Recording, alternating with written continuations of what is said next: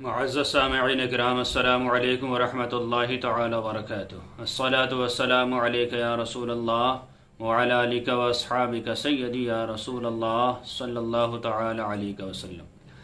سوال آیا ہے کہ حضرت میت کی داڑھی یا بال کاٹنا کیسا ہے، یا کسی جگہ کے بال کاٹنا کیسا ہے؟ دیکھیے حضرات، جب کسی مسلمان کا انتقال ہو جاتا ہے تو جس حالت میں وہ ہو اسی حالت میں کفن، دفن، غسل سب ایسے ہی کیا جائے گا۔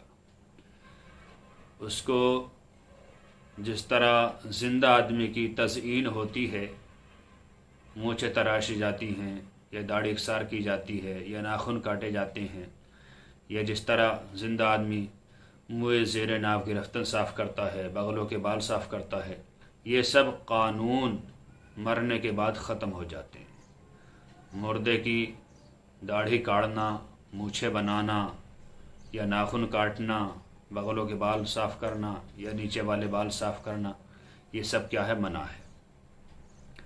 فتاوی عالمگیری شریف، فتاوی ہندیہ شریف، جلد اول صفحہ نمبر 174 پر دیا گیا ہے کہ جب کسی انسان کا انتقال ہو جائے تو اس کی داڑھی میں اور بالوں میں کنگھا نہ کیا جائے، نہ اس کی مونچھیں تراشی جائیں، نہ اس کے ناخن کاٹے جائیں۔ ہاں کوئی ناخن ٹوٹ رہا ہو تو اسے ہٹانے میں حرج نہیں، اسے ہٹایا جا سکتا ہے، لیکن کسی اوزار سے اس کو نہیں کاٹا جا سکتا۔ اسی طرح جتنے بال ہیں جنہیں کاٹنے کی ضرورت پڑتی ہے انہیں بھی نہیں کاٹ سکتے، اور جیسے سر کے بال ہیں انہیں بھی نہیں کاٹ سکتے۔